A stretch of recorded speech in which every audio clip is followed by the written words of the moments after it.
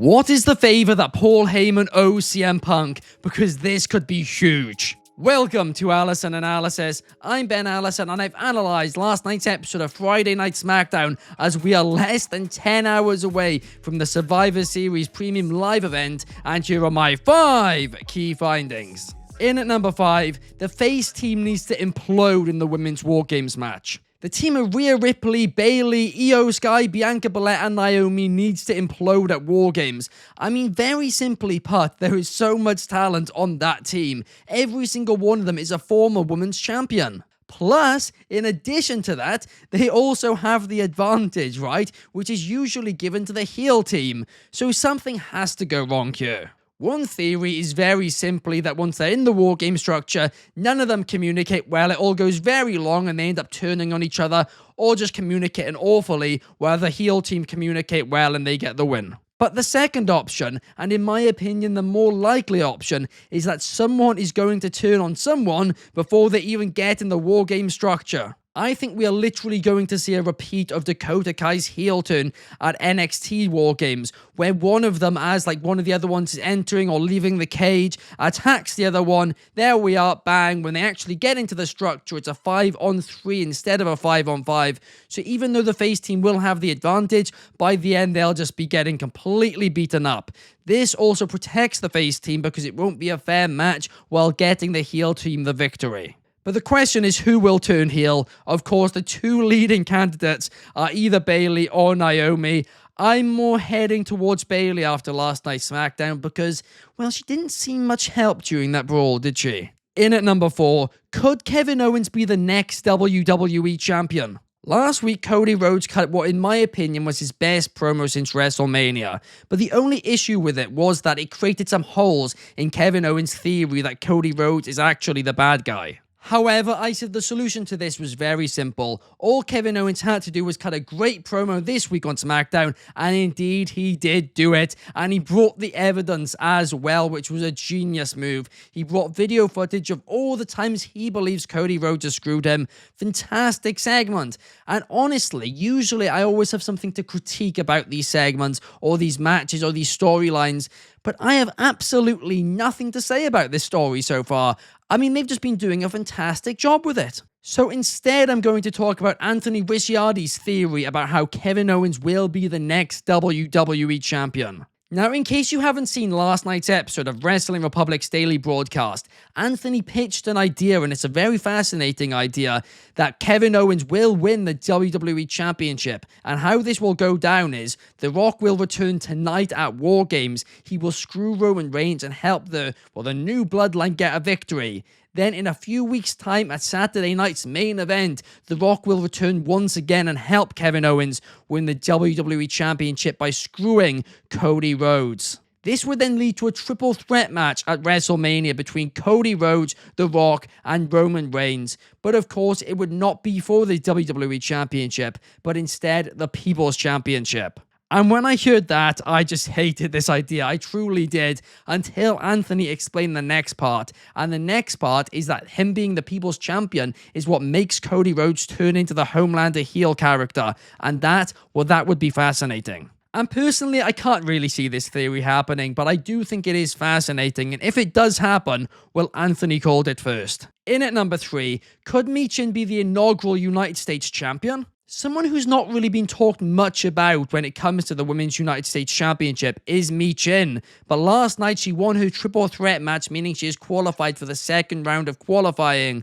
And honestly, the more I think about it, the more possible I think this could be. She looked great last night, but also the past year or so since he returned, she has looked fantastic with every single opportunity she's been given.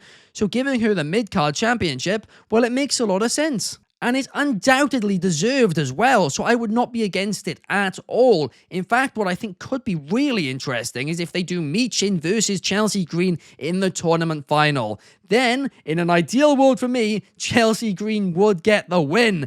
But you could also have Michin get the win, and of course that would be a rematch of their garbage match, which they had quite a few weeks ago now, which was actually anything but garbage. It was a fantastic match. But honestly, Michin, I don't think we should be overlooking her in this tournament. Anyway, before we go any further, if you guys could like and subscribe, that would be massively appreciated.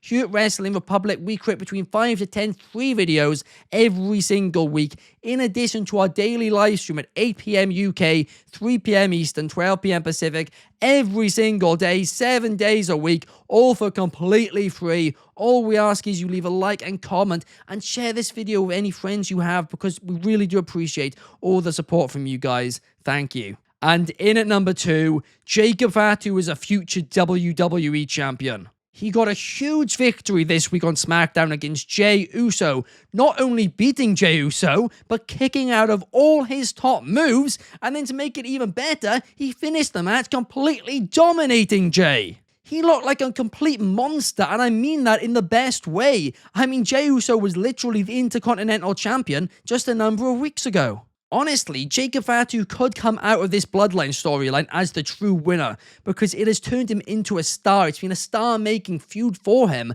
and after this, you can put him right in the main event scene, because that's how well he's been booked during it. I mean, imagine the long-term possibility of Gunther versus Jacob Fatu. Yes, please, I'll have a slice of that, and then I will be asking for seconds. And in at number 1, what is the favor that Paul Heyman owes CM Punk? Last night on SmackDown, we saw an exceptional face-to-face segment between CM Punk and Roman Reigns ahead of War Games, but the big story coming out of the match was not even about that, but it was about the fact that CM Punk revealed that Paul Heyman owes him a favor, and Heyman would not tell Roman Reigns what that favor is. Now, there's quite a few theories surrounding this, but the one I personally think is the most likely is that there was a promo quite a few months ago, earlier this year, where CM Punk said to Paul Heyman, "Hey, if I leave this new bloodline alone like you're asking for, what do I get in return?" And Paul Heyman said, "You can take me with you." And at the time, he was kind of begging him a bit.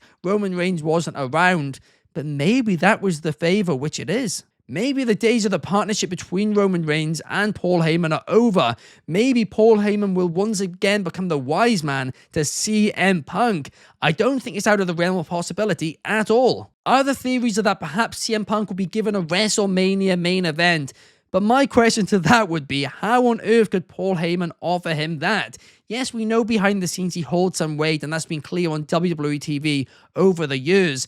But that much weight? No way. So I do think the most likely theory as of right now is that Paul Heyman will be the wise man to CM Punk following War Games, and how will Roman Reigns react to that? Well, that will be very interesting indeed. But that segment last night, this is an overused term, but it was cinema. Overall, I really did enjoy last night's episode of SmackDown. I actually think I enjoyed it a bit more than most people did. I thoroughly enjoyed Nakamura versus Andrade, that was a banger. Cody Rhodes versus Carmelo Hayes as well. And Jey Uso versus Jacob Fatu, and not even to mention the women's triple threat match.